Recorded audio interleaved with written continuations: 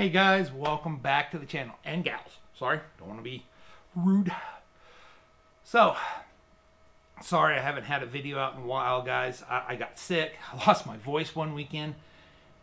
I've had a birthday bash. Hey. You got to remember, this channel is here for fun, guys. And entertainment mostly, but for some information. So, and you'll have to excuse me, I do have the garage doors open, so there's going to be a little bit of noise. Matter of fact, here comes my big diesel with my son in it to go out to the container and get more parts. We're winning. So, yesterday I did a whole bunch of things. So, basically right now for a channel update, we have gotten the gas for the MIG welder. Welding up on the floorboards is coming up in a future video. Pretty quick, guys.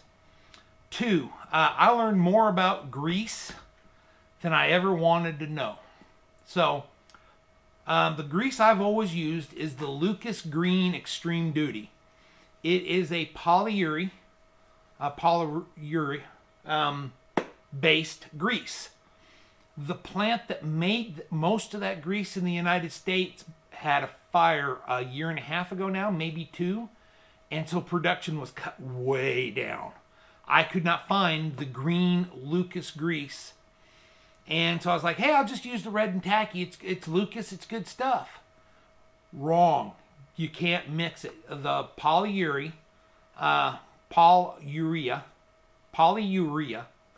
grease, when mixed with other hardeners, will either harden or soften. Now, like I said, I've learned more about grease than I've ever wanted to. Basically, there are 4 types, guys.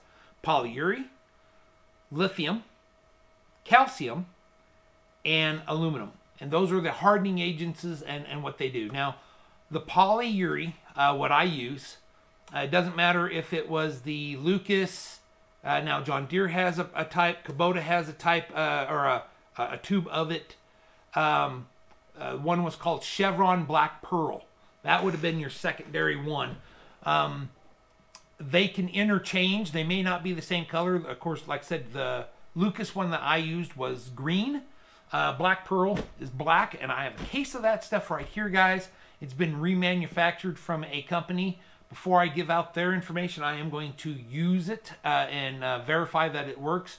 So far, from all the comments I've gotten and calling the company, I am going to give them a thumbs up for right now. Hopefully by the end of this video, it's 2.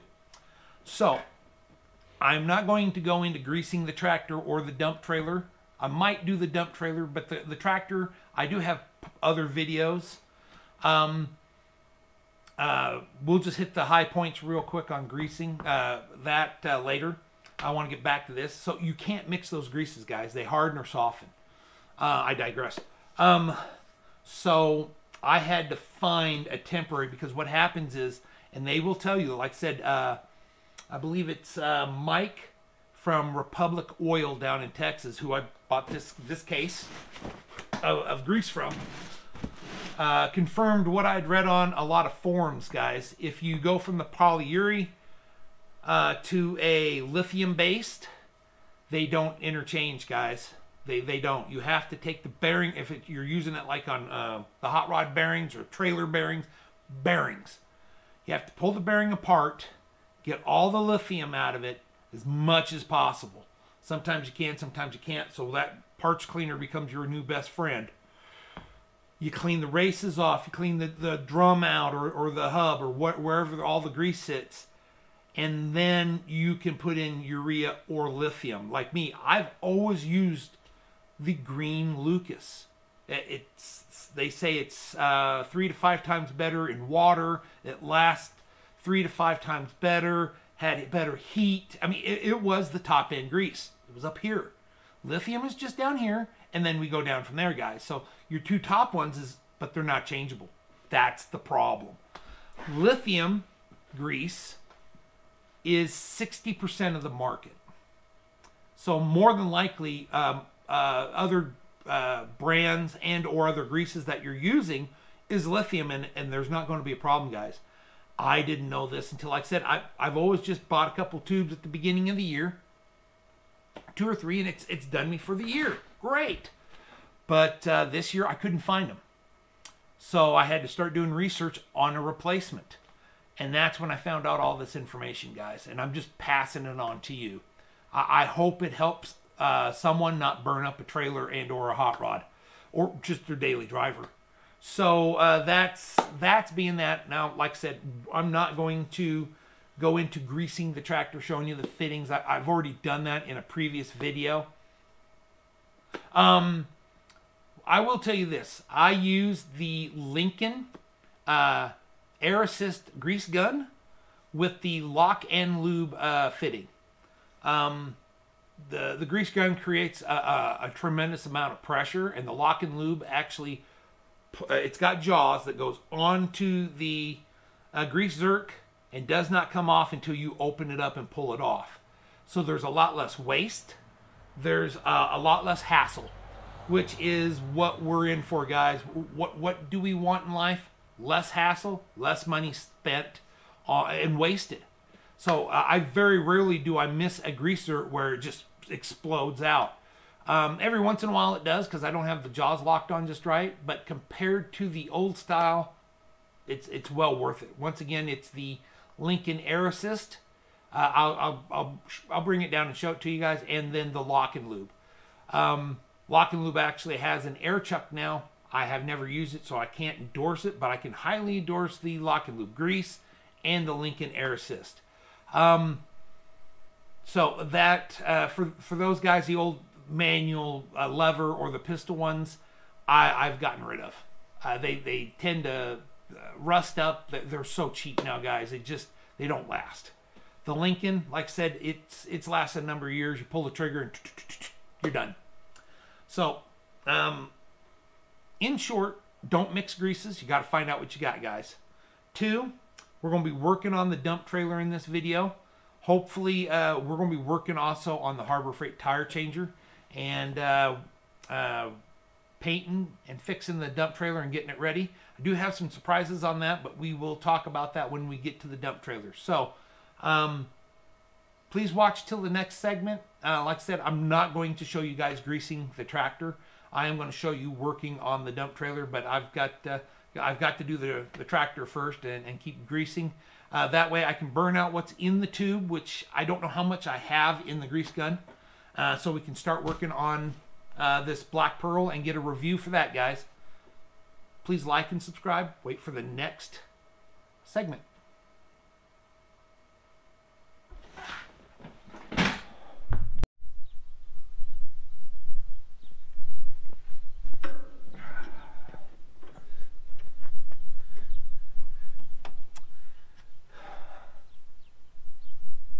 Welcome back to the channel. Welcome to the next segment, guys. We're working here on the dump trailer. I created a 2-battery system for my dump trailer a couple years ago because I would constantly have a flat battery. And once again, guys, we're outside, so there's going to be traffic. So I've got a switch over here, guys. I hope you can see this because I'm on a stand. So, guys, I've got a switch here that goes to each battery. I have a voltmeter. Problem is right now, guys, is it looks like battery number 2 is only at 10% or 10 volts. So we are going to test these batteries and see where we're at. Well, that one tests pretty good. Oh yeah, that's my 900. She's well up there, guys. This is a good battery. So let's test this one.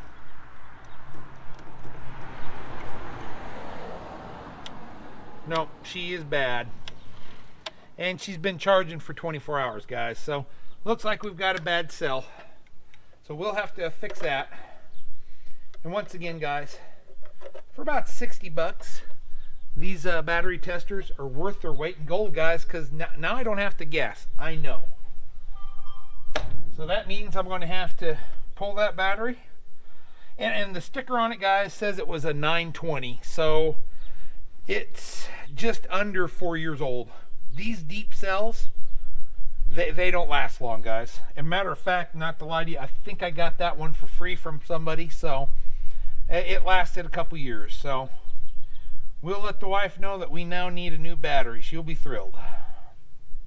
Anyway, turn that to 1. And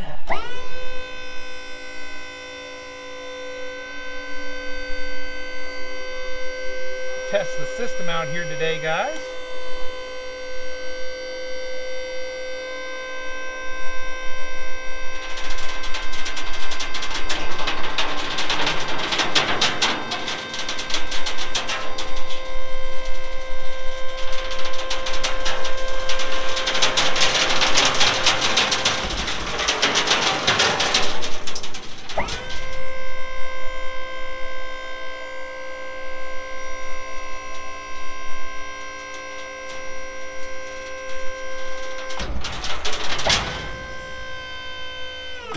There it is, full lift, guys. Not too bad. We're looking underneath, guys. I do not see any monster rust spots. I see some spots to take care of, but nothing looks like it's breaking through. About to be what's expected from an older lift. So, power down is working. Here in a second we'll put up our safety leg and then we'll start greasing.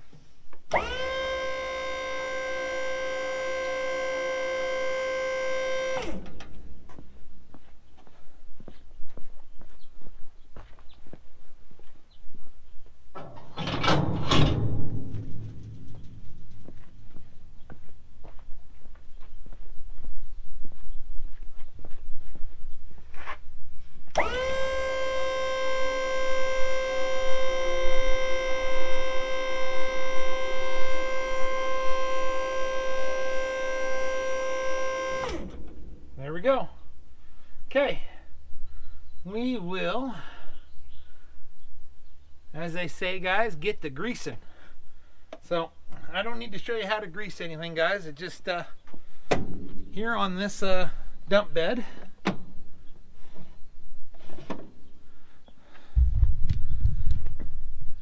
my dump bed is what they call a scissor lift. Goes right here, guys. The hydraulic brand pushes out, and in turn it actually pulls that scissor in and lifts the bed up.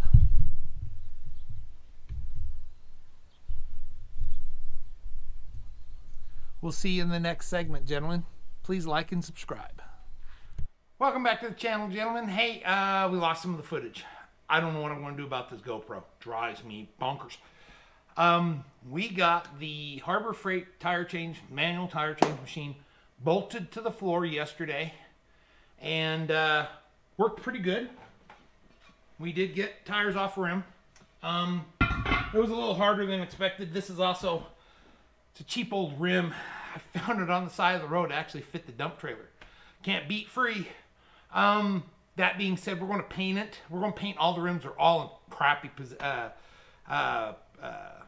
they just all look crappy. They all need a good coat of paint. They're starting to have some surface rust. We'll get light sanding on all that and get it done.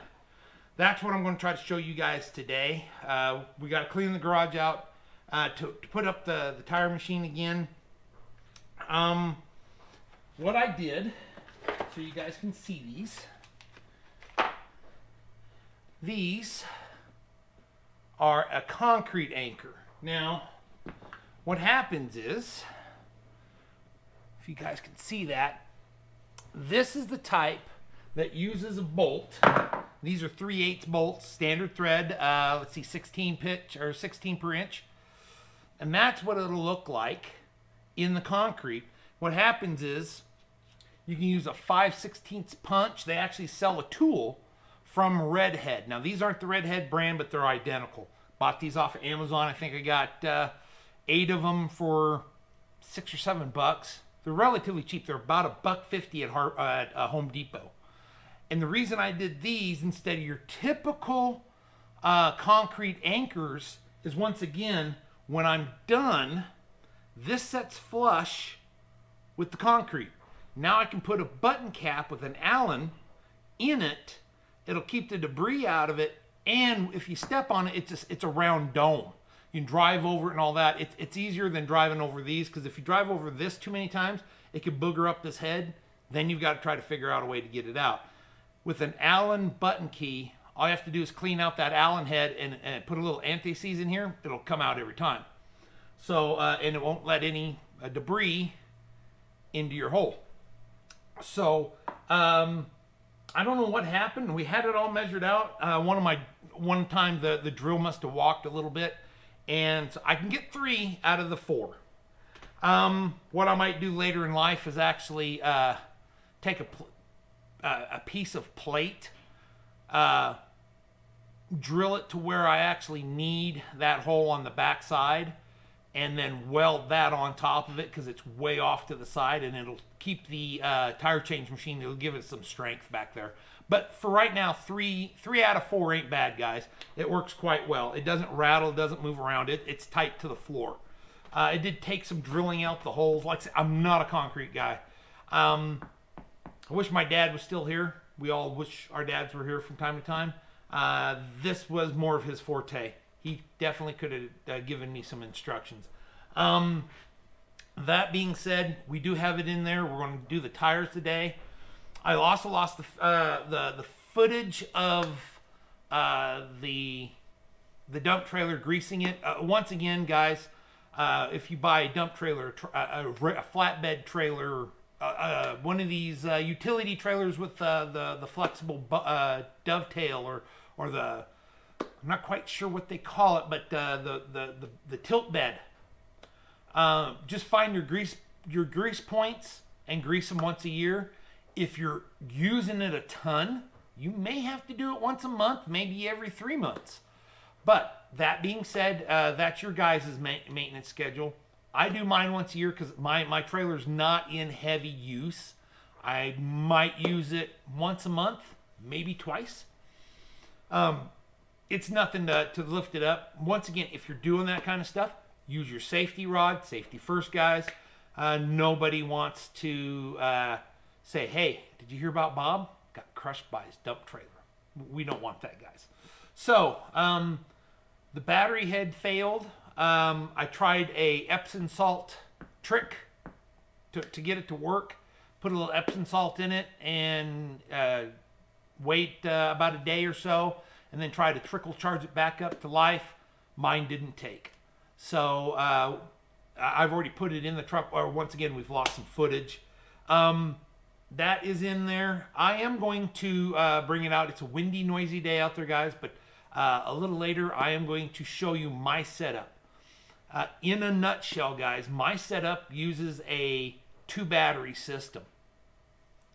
And the reason I went to 2 batteries is I bought the Norco 2-battery tender.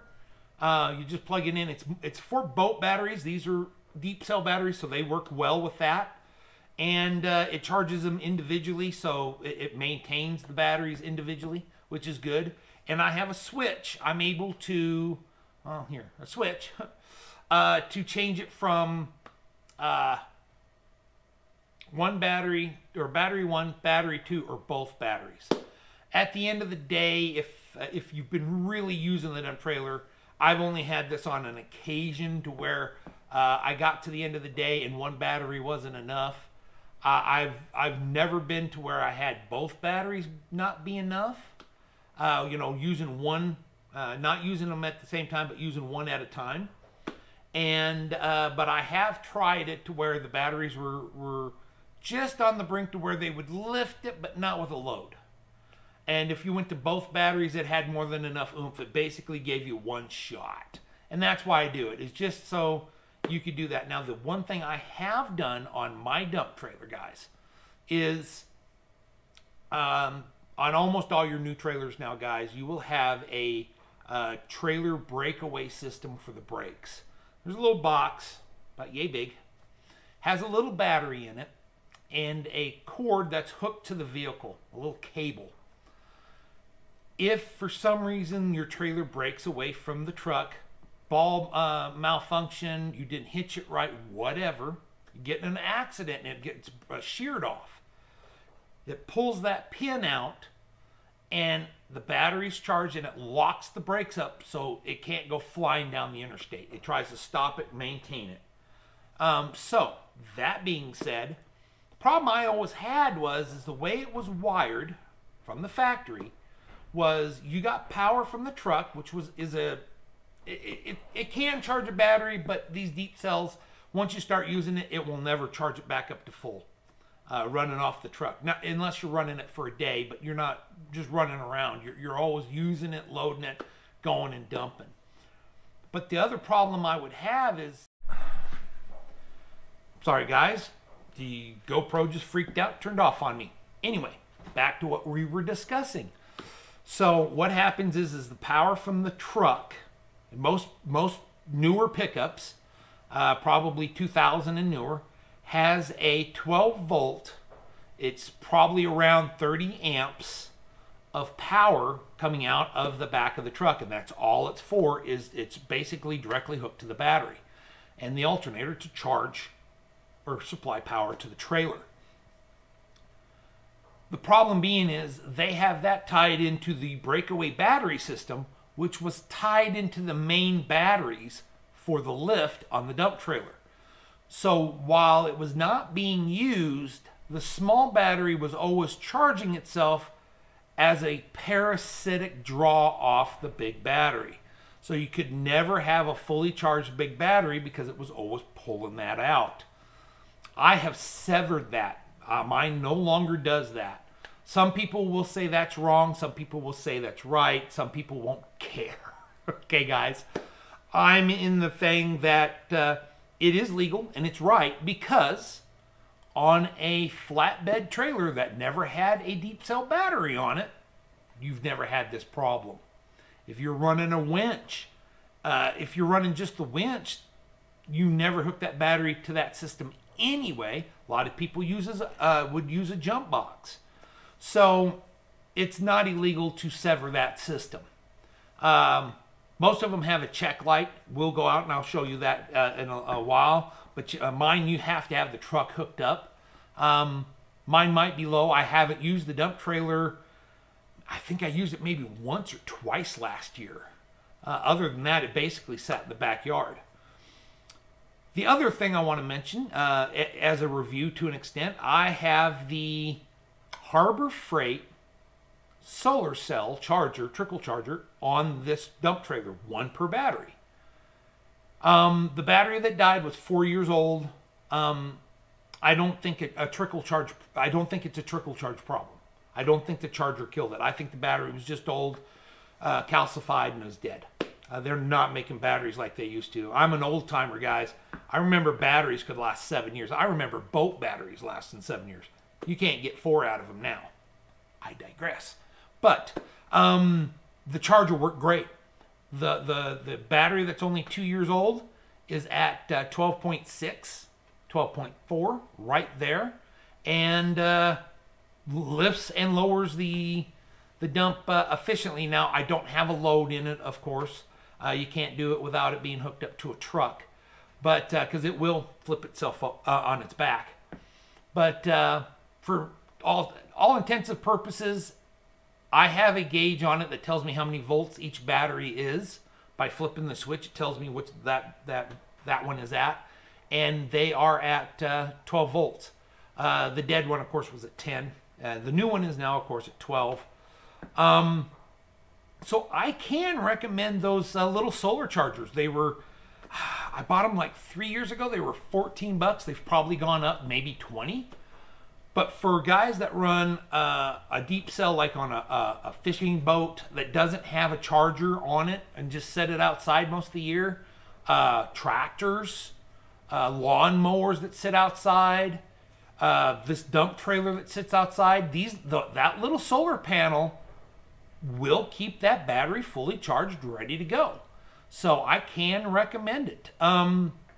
That being said, guys, I'm going to get to work, get the garage cleaned out, start moving tires, and well, matter of fact, before I do that, guys, I'm on a tripod. I'm without a cameraman for a little bit.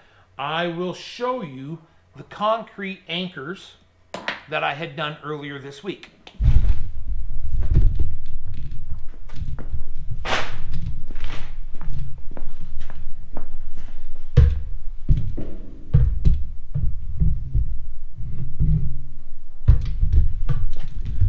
I don't know how good that was, guys. And yes, now I'm kiltered. But those are the concretes, and as I put my foot down there, guys, you can see it's smooth. They are below the concrete. This one didn't quite get below the concrete, but it's millimeter. It's like a millimeter. It's right there. By the time I put a button cap on it, you'll never know. So, clean up the garage, get my workspace back up. I think in the last one, I had talked about the Republic oil. I had a couple bad tubes. Whoa, hang on, guys. They're sending replacements. They're holding true.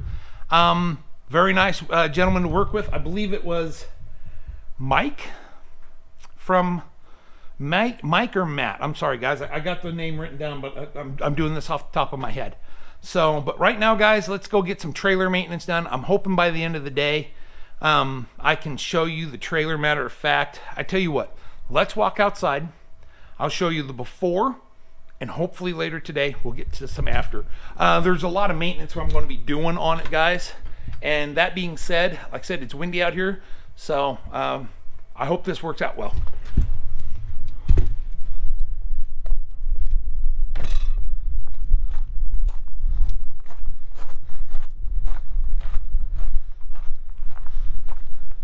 So guys, one of the things that we are going to replace is these marker lights. We're going to replace all 7 of them. The ones on the side are very, they've almost turned white. They're supposed to be red.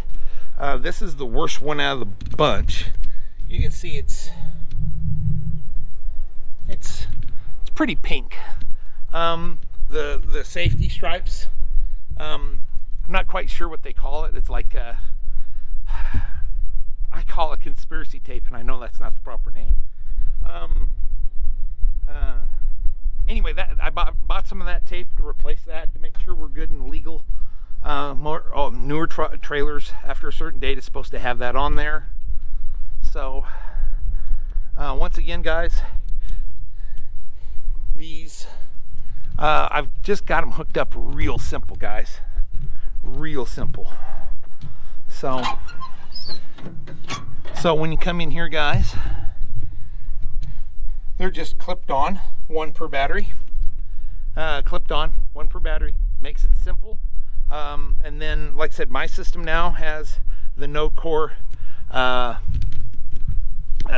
see, the battery charger and the switch. I'll show you them next.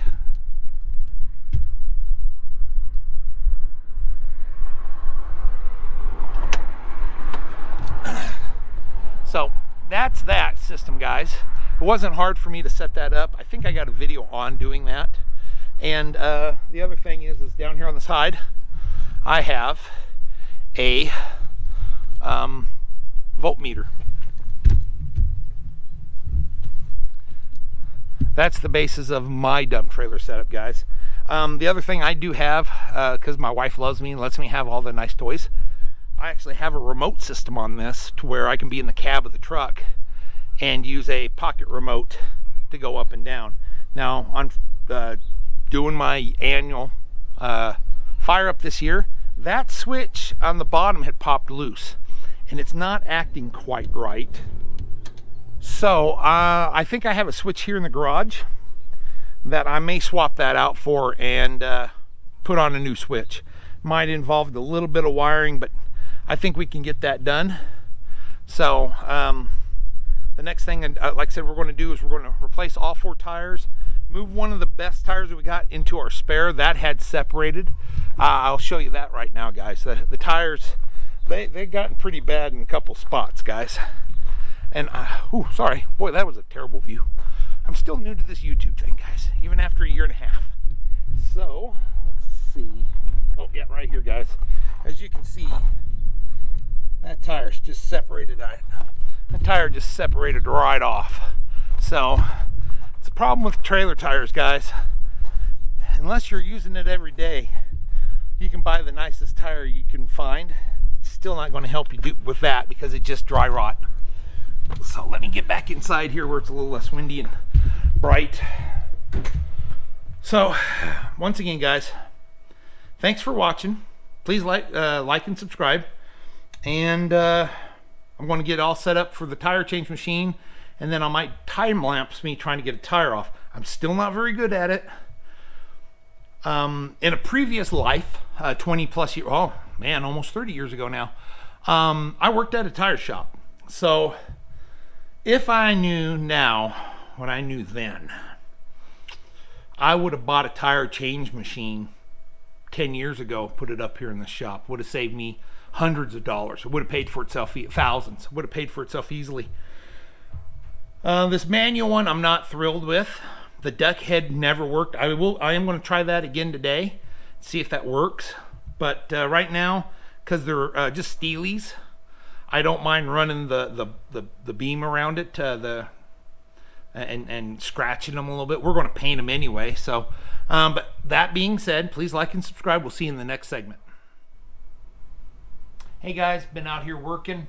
I've got four of the tires broke down. I do want to show you this metal valve stem, and why we're replacing it is, as you can see, it's starting to deform in the hole.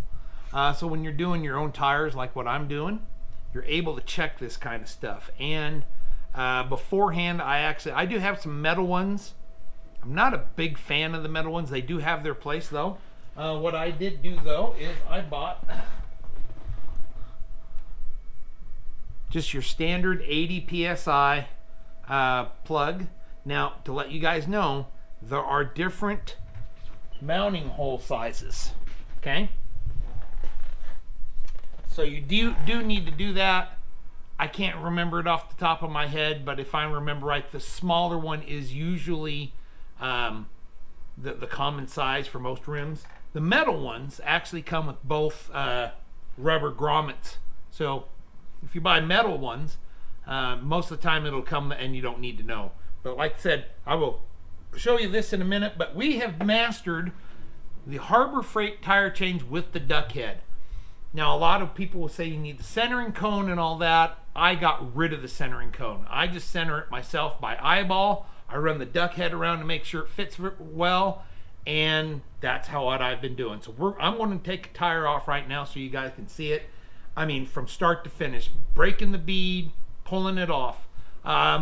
When we get done cleaning, we are going to not sandblast, but take a wire wheel to these rims, clean them up. This rim was a freebie off the side of the road, actually, guys. So this will get painted black. All of them will get painted black, and we'll be ready to go. So let's go get this tire changed, or tire off the rim, so we can start prepping for paint.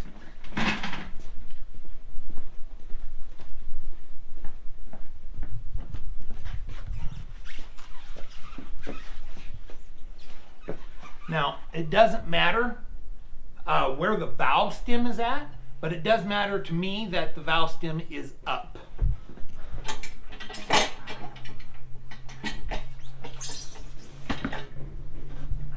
I like to have this as close to the pole as possible, guys. Now, one of the things I did do is I took out all the valve stem cores. Okay, sorry I left my tool out there. They make you a tool. You can even get them on the caps. The little screwdriver tool is your best option. So once again, this tire has no air in it. Take this, put it right there on your bead, right here, guys. Okay, and when you let up, it will actually kind of come back in further, and boom, that tire's off the bead. Now, if it sticks, guys, rotate the tire around. I always put my foot on it, make sure it's come down below this rim bead, guys. That's what you're trying to get it, is below here. That way the tire will move, okay? So we want to make sure the tire floats. Now, I've learned something with this tire change, guy. If I keep this up like this, put it on my shoulder, now I can rotate my tire, and this isn't in my way, guys. Just pull it, pop it, and drop it. Take this, once again,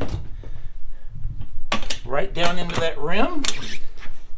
And sometimes the back ones, guys, this back bead is tough. it takes your most time to get this off.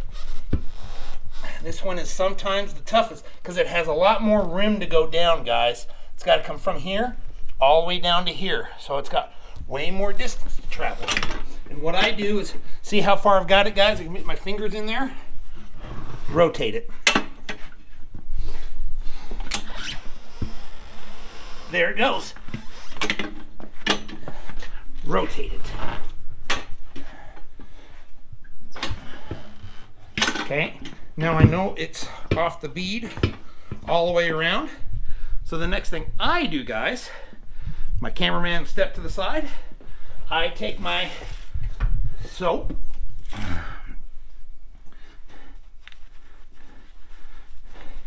and while it's down here, guys, and I can get to it, I soap up this bead by using this to help get it down there.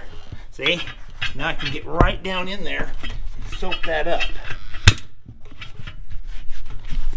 Lift it up. Rotate it.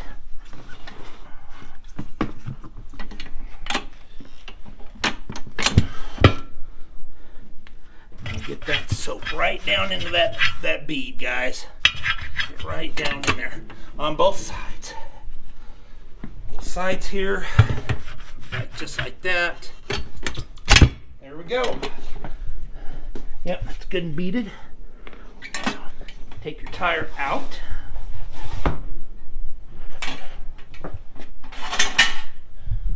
Put this off to the side, guys. Now, I do work with the valve core up, guys, on the tire change machine here. I kind of center it myself. And like I said, guys, there was a centering cone for the duckbill. Me and my son tried and tried and tried. I couldn't get that thing to work. Now, without the duckbill, I just kind of center it by eyeball. Drop it down, pre-tighten, double check with the duckbill just to make sure it goes around it. Somewhat square. We're good there, guys. I think we'll be centered enough. Yes, I will admit, guys, my process is a little long, but it works for me. Tighten it up good.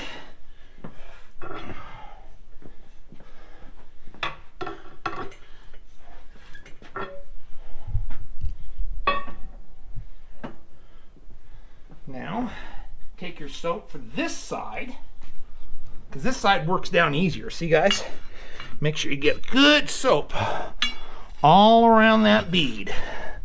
And like I said, I have plenty of soap for years, so I use it liberally. If you're using Murphy's, the same thing, guys. Use quite a bit. Don't be afraid of it. It's just soap. It's not going to kill you. Unless you're the Wicked Witch and a little bit of water is going to kill you. Then you're in trouble. Drop our duckbill down. Kind of get it kind of where we want it, kind of like that. Grab our socket. I always try to make sure this is kind of centered.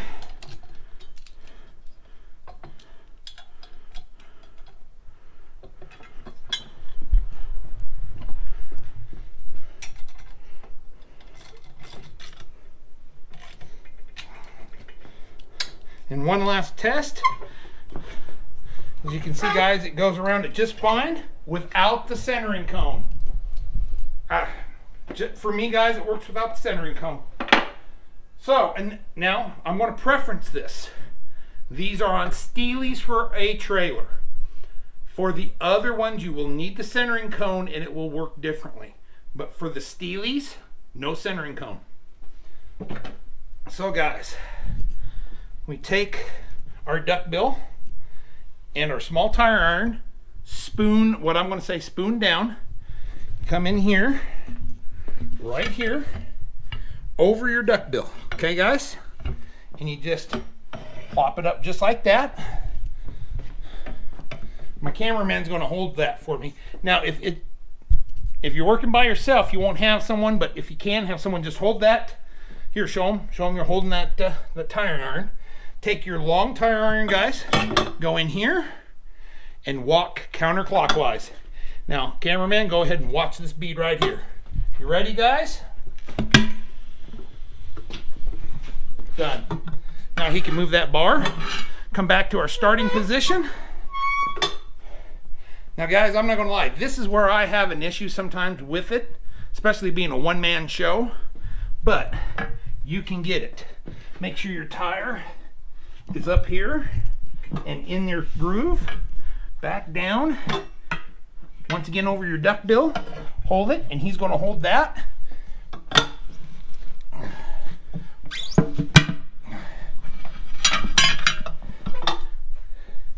Voila, guys, it's off. I haven't gotten this to work very well either, guys. And like I said, I'm sure there's something I'm not doing right, but it works for me.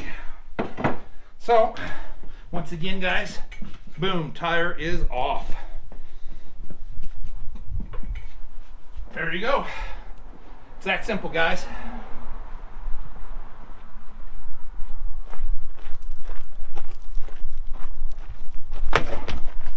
There we go, guys. Whew! You're a little dirty, but hey, we're good to go. Now, all we have to do is, I like to, you almost have to, guys. Just pop that loose where it rotates. Pop that loose where it rotates.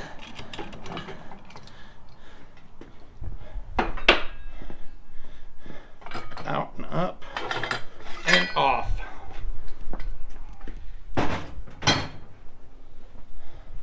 Now I want to preference this, guys. If you're running wheel weights, remove the wheel weight from this side before you go spinning around with your duck head, or it could grab it and grind it. And you don't want that. So the next thing we're going to do is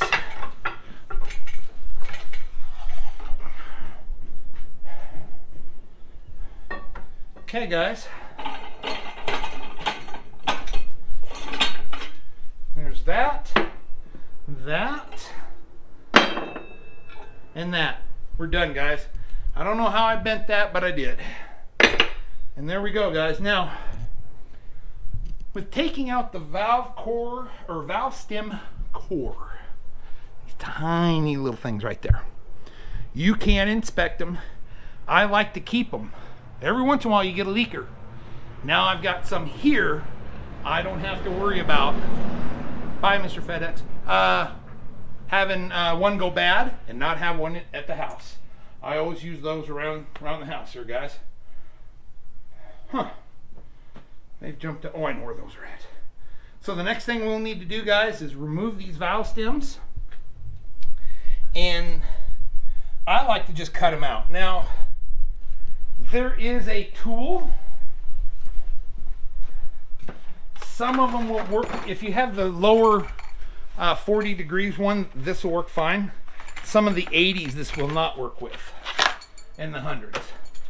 But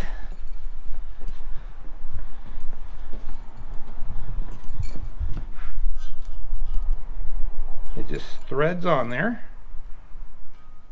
Sometimes it takes a second.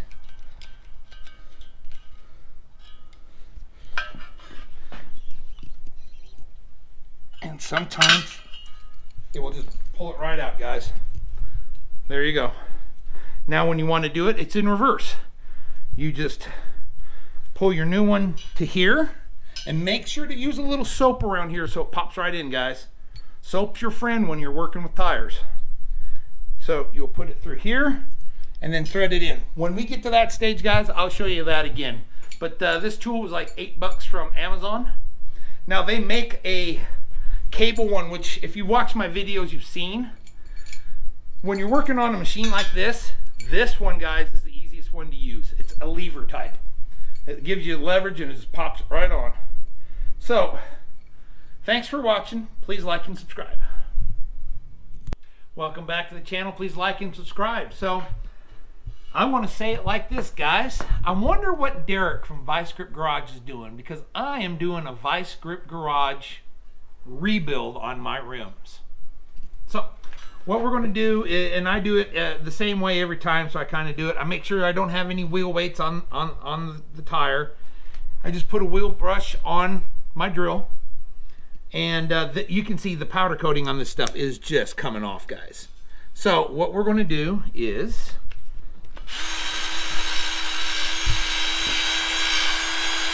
just clean it up edge to edge, guys.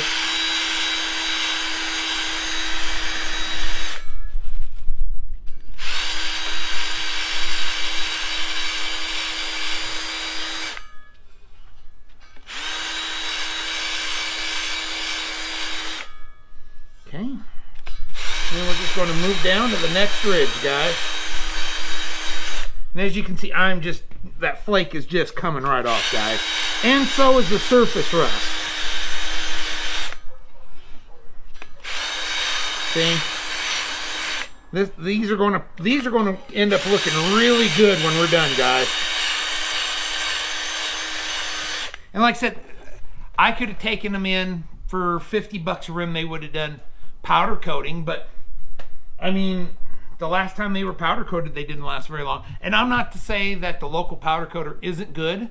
It's just, if you're going to do this on the down low and dirty, this is how you do it, guys. Just a wire brush and a drill.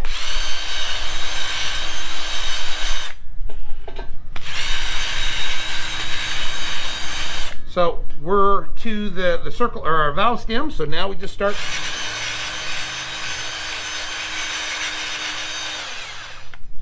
Oh, we're going to need a drill.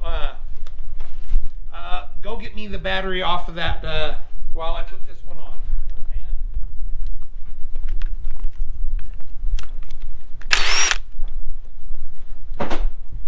Oh, you know, I got one right here. Did you order anything? No.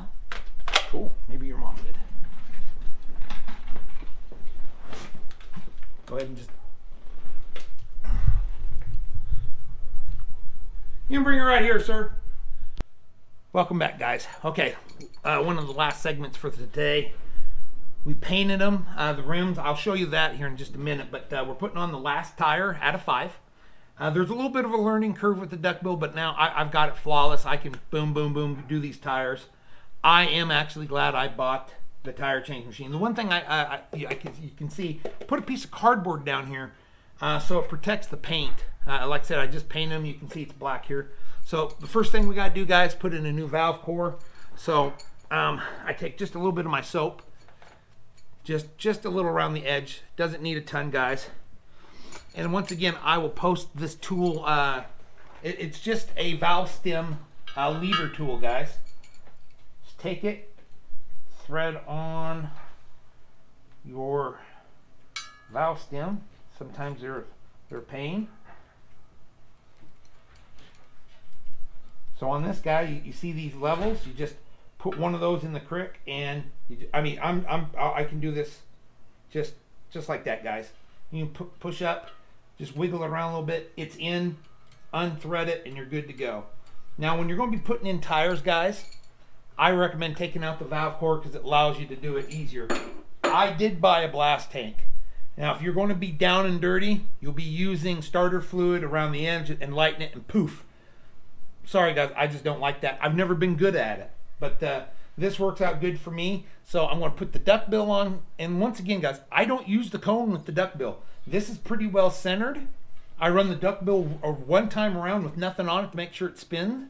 If it spins, we keep going. So I'm going to put the duckbill on, put the tire on, air it up, and sometimes, guys, it does take a ratchet strap around the tire, even with an air blaster, to get it. I'm hoping this time I won't, but if we do, I've got my oldest here. He can hold the tire. Boom, boom, boom. We're going to have this done here in just a couple minutes. So let's get that duckbill on.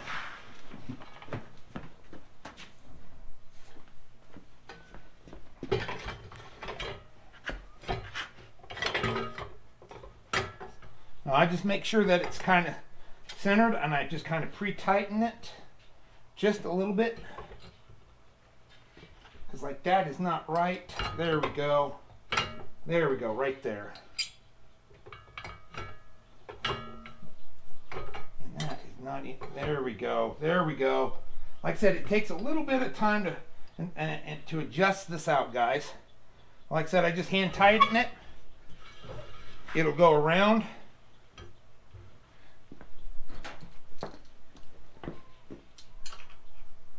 Tighten them up fairly tight. I don't need a ton.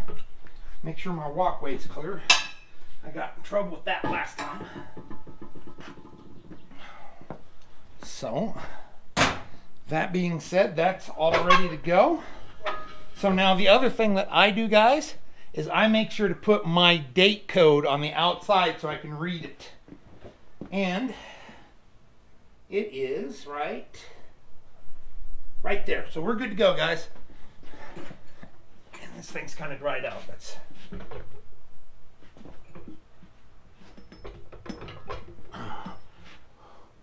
the hell happened? Oh, there we go. Sorry guys, like I said, it's the last one of the day. I'm doing pretty good, but I am getting tired, guys. I've been out here for about 7 hours. Just kind of move it in. Take your bar, put one hand over here, just kind of hip it around, and just walk it right on, guys. Now I come back around.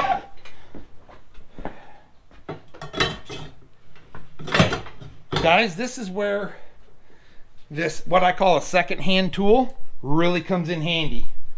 No one's hands get pinched or anything. You take your tire. Okay guys, I hope you can see this. There you go. And this just sits right here on the rim. Okay, you just back it up and that's all it does. Make sure your duckbill, I'll explain this again guys, but make sure that when you're putting a tire on, it's above it. When you're taking the tire off, it's below it. It's hard to explain, but if you watch other guys' videos and do this once or twice, you'll know what I'm talking about. I've got everything in line, and now guys, sometimes it takes just a little extra force right there. Like I said, that extra hand helped. And it's on, guys. That's all there is to it. So we don't need the bar anymore, the duckbill. You take your second hand off.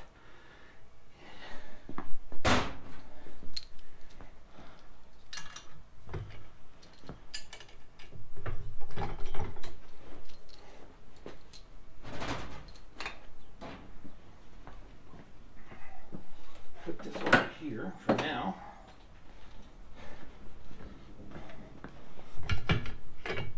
Come on, baby.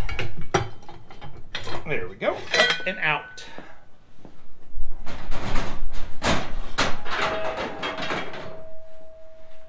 Okay, guys. So the next thing is to air this up. Like I said, I've taken out the valve core. This is what they call an open air chuck. It will not stop letting air out. There is no stop to it. So you put this on right there, but you put the hose up last. Whoop, let's get that. There you go, guys. I got one of these air tanks from Amazon, guys. So far, it's a mixed bag.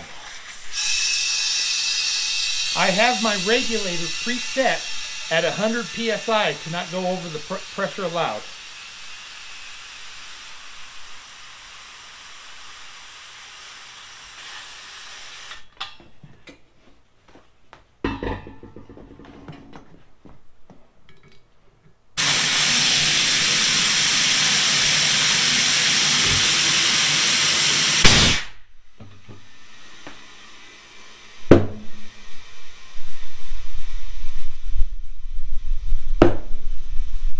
There you go, guys. It's that simple.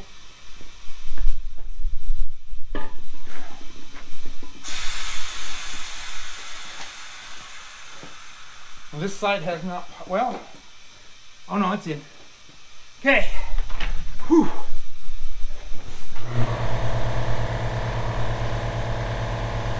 shut that off.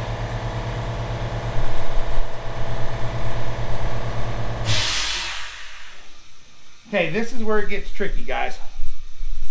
Especially as a one-man band. Okay?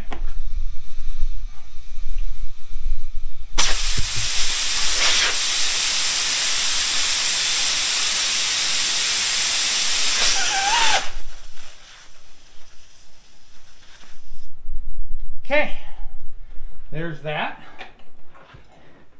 And we're going for 80. We're still around 60, so we were probably pretty close to 80 when we started.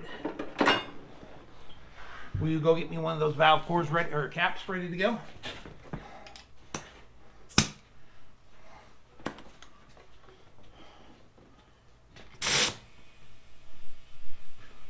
Yep, we're good. These are load range E, so we go to 80 PSI, and I made sure my valve cores were 80s. I wanted hundreds, but they didn't make them that short. So that's the best we can do.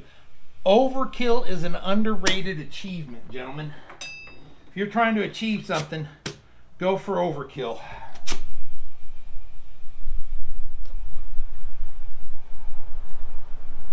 This is went way better than last time, guys. Way better.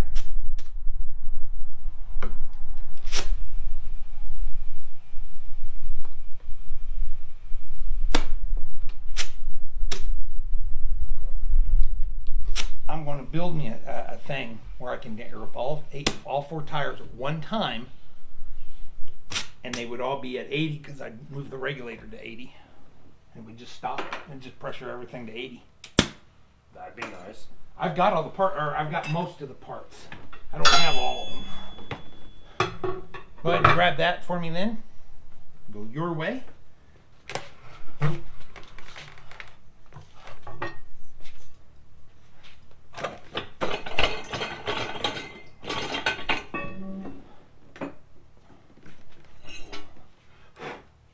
Man, that sure does chew that thing up.